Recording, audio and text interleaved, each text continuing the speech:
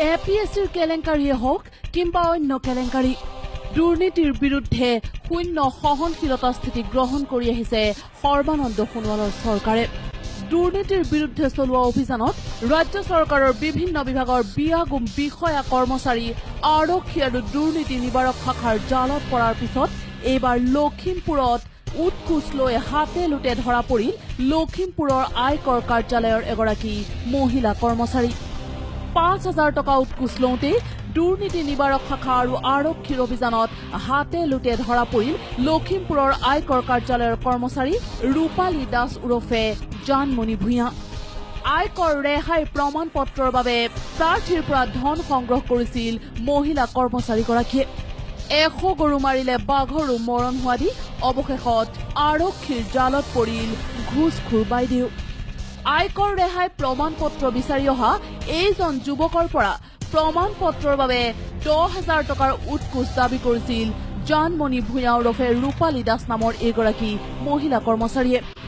প্ৰমাণ পত্ৰ উলিয়াই দিয়াৰ পূৰ্বে ৫,০০০ আৰু প্ৰমাণ পত্ৰখন উলিয়াই দিয়াৰ পিছত আৰু ৫,০০০ টকা দিব লাগিব বুলি যুৱকজনক কৈছিল ৰূপালী দাস ওৰফে জানমণি ভূঞাই।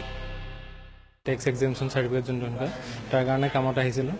তাৰ পৰা তেওঁলোকে ক'লে কামটো ইয়াত নহয়, ইয়াৰ পৰা নহ'ব। তাৰপিছত মই বোলো ঠিক আছে তেতিয়াহ'লে তাৰপিছত নাই আমি কৰি দিব পাৰিম কামটো খালি আমাক অলপ কিবা এটা দিব লাগিব। মই বোলো তেতিয়া সুধিলোঁ বোলো কি কথা কি বতৰা। তেতিয়া তেওঁ ক'লে ১০,০০০ টকা লাগিব আৰু তাৰে ৫,০০০ এতিয়া দিব লাগিব আৰু ৫,০০০ পিছত দিব লাগিব। মই তেওঁক ক'লোঁ তেতিয়া বোলো যে মই এতিয়া পইচা পাতি লৈ অহা নাই, মই পিছত বাৰু ভাবি চাই মই ক'ম আপোনাক সেইবুলি গুচি গ'লোঁ। গৈ মই ভাবিলোঁ যে এনেকেতো আৰু যদি সৰিয়হৰ তলিতে ভূত ওলায় কেনেকৈ হ'ব। সেয়েহে আমি কি কৰিলোঁ SP ছাৰৰ লগত কথা পাতিলোঁ। তাৰ পৰা ছাৰক লিখিত এজাহাৰ দিলোঁ।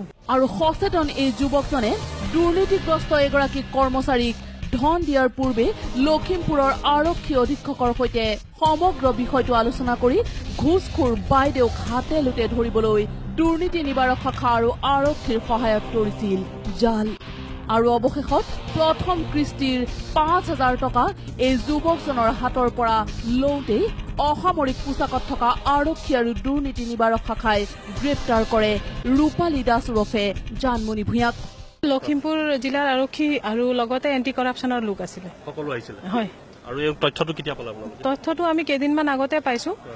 তাৰপিছত আমাৰ আৰক্ষী অধীক্ষক ছাৰে এণ্টি কৰাপশ্যনৰ লগত যোগাযোগ কৰি তেওঁলোকৰ টীম অহাৰ পিছত প্লেনিংটো কৰি তেওঁক আমি ধৰিছো। কিমান টকাৰ সৈতে ধৰিছো?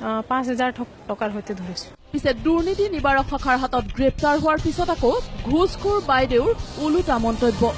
যুৱকজনেহে হেনো তেওঁক বলপূৰ্বকভাৱে ধন দিছিল, তেওঁ হেনো বিচৰাই নাছিল। তেখেতে পইচাটো মোক জোৰ কৰিহে দিলে, গম পালেনে? টকা বিচৰাটো আগতীয়া ৰেকৰ্ডিং আছে। ৰেকৰ্ডিং থাকিলে কি হ'ব, মই তেখেতক তেজপুৰৰ মানুহৰ লগত কথা পাতিবলৈ দিছিলো। কিমান মানুহৰ পৰা লৈছে আপুনি? আগতে কাৰো পৰা মই তেনেকে লোৱা নাই। এই প্ৰথম লৈছিলে? প্ৰথম। আপুনি দেখিছে দুৰ্নীতিৰ বিৰুদ্ধে অভিযান চলি আছে, আপুনি অলপো ভয় কৰা নাই? কৈছো নহয় কথাটো যে মই ইয়াৰ পৰা নহয়, এইবিলাক নহয়, একোৱে নহয়। কেমেৰা পাৰ্চন ভৱেনৰ সৈতে লখিমপুৰৰ পৰা জিতুমণি নেওগ, নিউজ লাইভ।